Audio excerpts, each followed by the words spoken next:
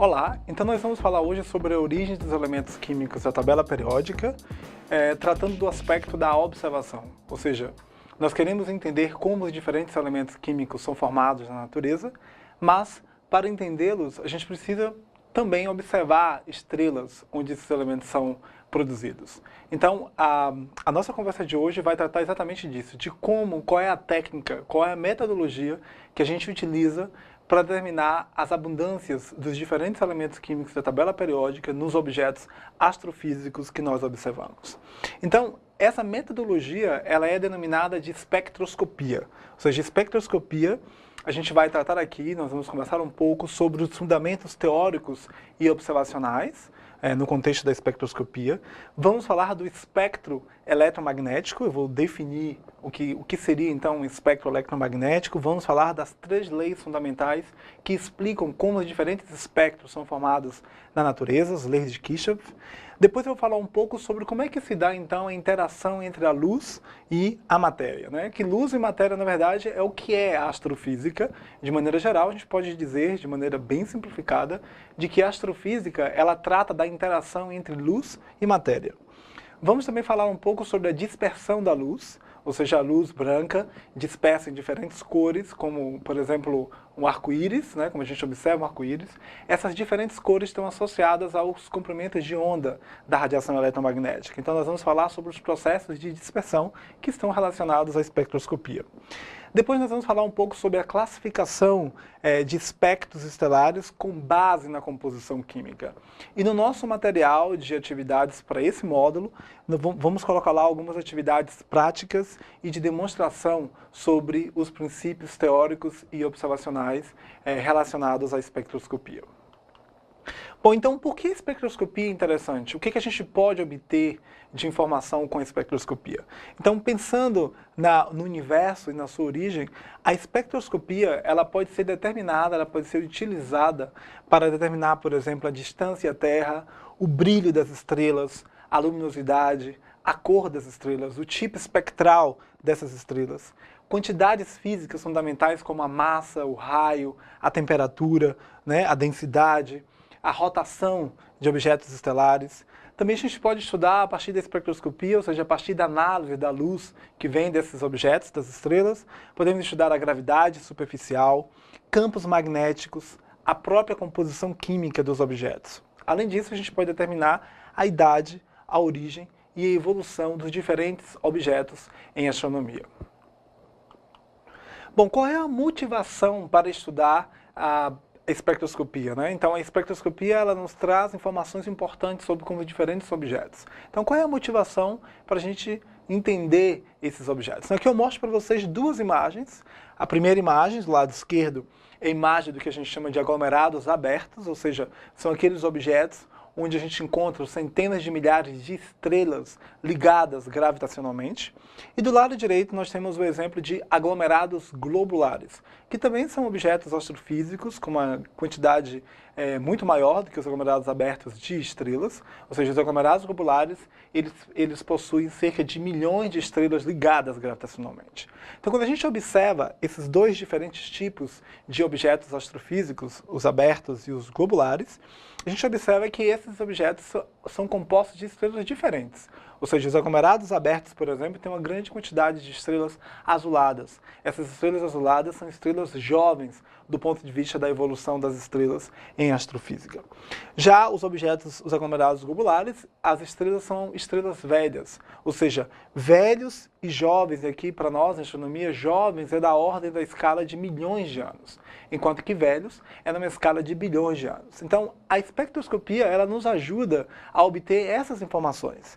Como são as cores das estrelas, qual é a idade desses objetos. Então aqui claramente a gente vê 2 tipos diferentes de objetos astrofísicos, com estrelas com cores diferentes nesses objetos. Então aqui eu posso também inferir que a composição química das estrelas dos aglomerados jovens, por exemplo, é diferente das estrelas dos aglomerados globulares. Então, enquanto os aglomerados jovens são mais ricos em metais, os aglomerados globulares são mais pobres em metais, embora haja uma variação de metalicidade. Lembrando que metalicidade, para nós em astrofísica, corresponde à soma de todos os elementos químicos da tabela periódica, exceto hidrogênio e hélio. Nós vamos falar disso em mais detalhes, mas é importante agora fazer essa distinção. Então, a metalucidade está associada à quantidade de elementos químicos diferentes de hidrogênio e hélio na atmosfera da estrela que a gente está observando. Então, a espectroscopia é uma ferramenta importante para a gente obter essas informações. É a partir dela que a gente consegue inferir, por exemplo, que os aglomerados abertos são mais ricos em metais do que os aglomerados globulares. Bom, então, um outro aspecto importante da espectroscopia é o que a gente chama da radiação eletromagnética. Então, a radiação eletromagnética ela é importante porque os objetos emitem luz. E luz, para nós, é radiação eletromagnética. Então, a luz, para nós, ela é a chave para o entendimento do universo. Eu consigo medir, eu consigo observar esse universo à minha volta utilizando a técnica de espectroscopia, exatamente porque a luz é o meu material de trabalho. E a partir dessa luz, a partir da radiação eletromagnética, eu posso estudar a temperatura, a composição química, o movimento, por exemplo, dos objetos, e eu posso conseguir tudo isso a partir da radiação eletromagnética. Então, a radiação eletromagnética, por muitos anos, a luz foi motivo de debate. Então, nós tínhamos, por exemplo, ali no século XVII, duas visões claras sobre a origem da luz, sobre a natureza da luz. Ou seja, seria a luz seria composta de partículas ou seria a luz uma onda como a gente conhece na natureza, né? Então, a pergunta principal é, seria a luz composta por partículas ou seria a luz uma onda? E essas duas visões, né, que foram debatidas por muitos anos, eram defendidas por dois grandes cientistas da época. Então, no século XVII, nós tínhamos Isaac Newton, que já famoso, né, que acreditava que a luz era composta de partículas, enquanto Christian Huygens ele acreditava que a luz era uma onda. No final, hoje nós sabemos que a luz, na verdade, ela é onda e ela é partícula. Essa propriedade fundamental da luz está associada à parte da física que a gente chama de mecânica quântica. O princípio de dualidade onda-partícula é um dos princípios fundamentais da mecânica quântica. Então, só para lembrar um pouco, o que seria então uma onda? Então, uma onda, a gente tem essa noção intuitiva no nosso dia a dia, né? A gente consegue, quando a gente joga uma pedra na água, se forma uma onda, ou mesmo quando a gente fala, né, a gente consegue ouvir o nosso interlocutor exatamente porque a onda, ela se propaga a onda sonora, né, ela se propaga no meio material, a gente consegue observar. Então a gente consegue escutar o nosso interlocutor. Então a gente pode dizer que a onda, uma onda transversal, por exemplo, vai ser uma onda que se propaga não paralelamente ao pulso. Então ali está um exemplo, eu sacudo uma corda e vou ter ali uma onda que vai viajar. Eu posso pensar também a onda eletromagnética como sendo uma onda onde campo elétrico e campo magnético se propagam perpendicularmente um ao outro. Perpendicular quer dizer que esse campo elétrico e esse campo magnético estão se movendo, formando 90 graus um em relação ao outro. Campo elétrico está associado a cargas paradas. Um campo magnético está associado a cargas em movimento. Então, o campo elétrico e o campo magnético, que também faz parte da nossa realidade cotidiana, campo elétrico e campo magnético se propagando perpendicularmente um ao outro, gera uma onda eletromagnética.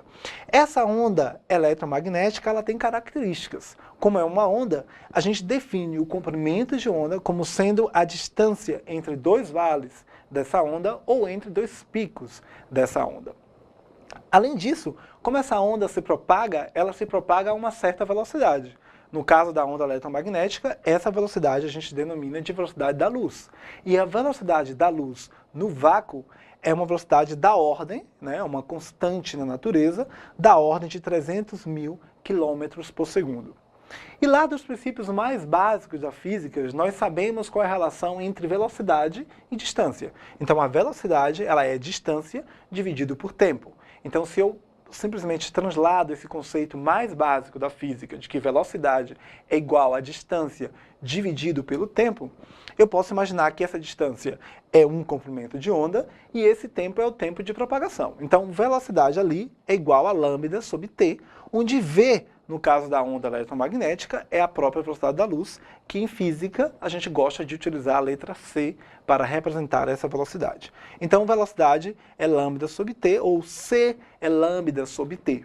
O inverso do tempo para nós é a frequência. Então, por isso que naquela expressão, a velocidade pode ser escrita como sendo lambda, o comprimento de onda, a distância, dividido pelo tempo, ou seja, o inverso do tempo é igual à frequência. Então, a velocidade é lambda vezes a frequência.